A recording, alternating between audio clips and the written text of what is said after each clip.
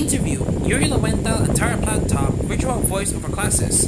Yuri Lowenthal and Tara Platt are professional voice actors in his like Naruto Boruto, co-authors in two books about voiceover voice actor, what it's like behind the beat, and voiceover voice actor, the extended edition, and also husband and wife. And they about to offer 3 virtual interactive voiceover classes during the platform Bright at $30 a pop. $30 a pop. Each class has a different team. But the first class has already sold out. There are 2 more to go. Otaku USA talked to Lowenthal and Platt about the classes, how to teach over lessons, and their latest projections in anime beyond. What's going on with your acting classes?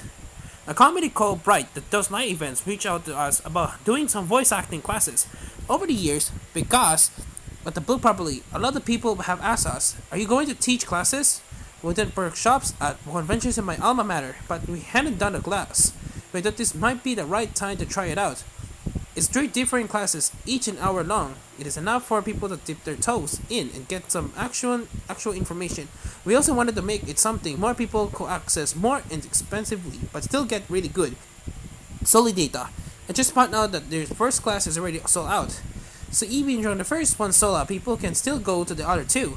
Yes, and for any burning questions that were part of part 1, we'll answer the part 2. Each of the 3 classes have a different focus. There will be a portion of each classes for Q&A, whatever people want to know, or try to answer as many questions as you can. We could potentially go feature classes. We're starting out with these 3.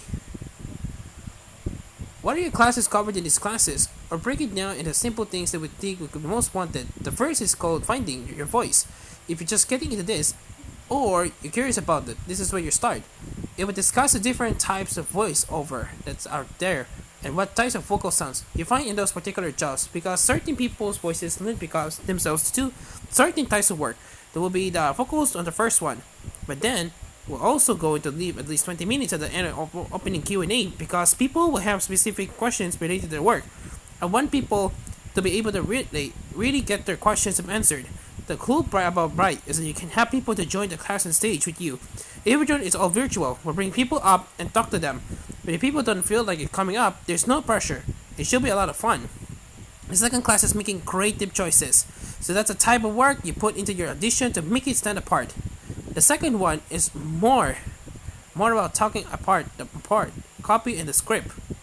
It's going through scripts and pulling it off the pages and making choices that support what's on the paper on a quick way. The third one is finding ways to change it up. For example, if you receive direction from a director to change your read somewhat, this will help you to have a bunch of tools at your fingertips, so you can find a way to vary up your reading.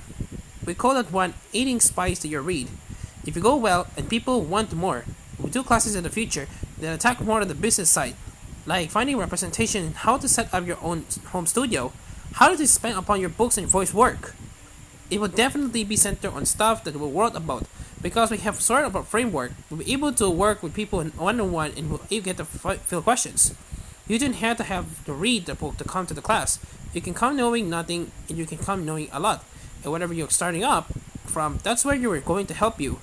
And you have 2 books, right? And one's an extended edition. Right, it's a second edition with a lot of more new material. It came almost 10 years after the first book. There's a lot more new material in the second updated extended version. What sort of new materials is there? We added a world chapter in performance capture and motion capture. Back when we wrote it 10 years ago, we had done some work in that arena. It wasn't a large portion of our work, but now in video games, a lot of times we get a cast as a character. You also expected to do the performance capture or motion capture. We'll also have a section of people who read the first book back in the day and are now working professionals. It's their comments of their journey, so you don't just hear it from us. It also updated because technology has changed and we learn more and have more under our belts.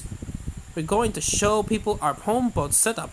We're also going to talk about travel rigs, because for a lot of people who have a audition on the fly, people want to have a microphone in their car. So if they had an audition on lunch, you can go out and do it. And there's a world workbook section in the book as well. And where it can be get that? Amazon. There's an e-version that we can get on it's on Kindle. There's a print edition, and also recorded an audiobook. With an audiobook, you actually get the vocal warm-up with tongue twisters and things like that. But the print edition has the workbook, and the audiobook doesn't. So each edition caters to what you might be interested in. What else do you have going on? At this point, I always love to talk about Orbital Redux. Orbital Redux is a live action sci fi show that I did a couple years ago. It was for a live digital platform from Legendary Films. It was their attempt to have a streaming platform. If they were looking for shows, they have a strong live component and an interactive component. Stephen Calcott pitched the show to me. He said, and this is one of the greatest pitches ever. Yuri, I'm building a spaceship and I want you to pilot it. Here's my story. And I said, I don't need to hear the story. The answer is yes. You can keep talking now. But now that the answer is yes. So there was a weekly sci-fi show that was performed live and streamed live. So no cuts, no edits, no stops, no starts. When he said, go, the whole show was done in real time. The music for the show was performed by a band at the stage in real time. It's scripted, it's not improved. You guys have memorized it, like doing a play every week. Yes, but with sci-fi you need visual effects, and all of those were happening live. If something exploded in the ship, it was blowing up in my face. And the audience could actually affect what's happening. So the audience in the chat room could say, now we want this character to say this line. And they have to suddenly let the actors know. The whole thing was insanity when you think about what they did. But somehow we managed to pull it off. It was 8 episodes, it came out great. We always were sad because the platform went away soon after that. So we were able to build an audience to do the second season.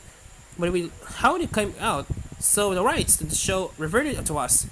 We thought we cut together the best version of every episode, see if it stood on its own. If it was just a gimmick and it was live, and if that was, my people were watching fine, we'll let it go.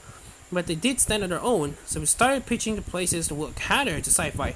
And we learned at Dust. Dust is a streaming sci-fi service. They're free. You can get the Dust app or watch it their Facebook page or YouTube channel just by going to watchdust.tv. It was the perfect fit. They premiere in September.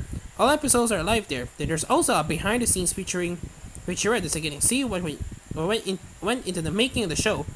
The madness. I love the show and I will love for people to watch it. Enjoy the show. I'm glad that people who did get to see it live finally get to see it. And I continue to write. I had a couple of people I write this script with, and I actually have a script that's doing pretty well. It was just a second round at Houston Film Festival. It's called The Last Book. I'm working on some other scripts of my own, separately from that. And then I have my first YA novel. Of course, we had our publishing company and we did our voiceover books, and done a kids book, or Relax Your Toes, and an epistolary book like Sartana. That's an interactive journal. The YA book is coming out next year. What's that called? Well, I'm going around circles with the editor, trying to figure out what the best title is. I've been calling it Prep School for Serial Killers in my head for many years now, as I've been working on it. She doesn't think it's the best title. It will be titled before it comes out next year. I promise. It will be announced on all my socials as soon as it's available pre-order.